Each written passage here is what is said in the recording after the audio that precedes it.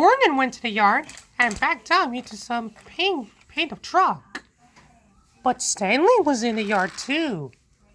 Now I'll show Gordon who is best, Stanley whispered, and he gave the truck an extra hard shunt. Paint cans flew everywhere and crashed down all over Gordon. There was red paint, yellow paint, and green paint.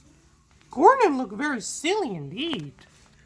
Stripey tender, laughed Stanley, and he steamed away. I'll show those steamies, Gordon thought.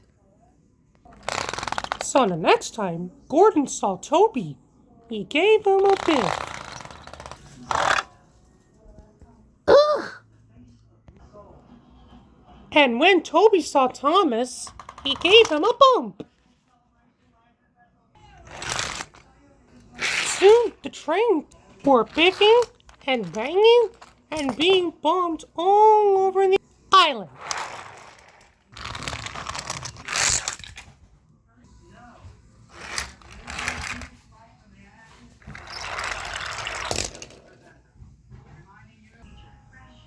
The engines were in a terrible mess. Everyone needed a good washdown, and no work had been done.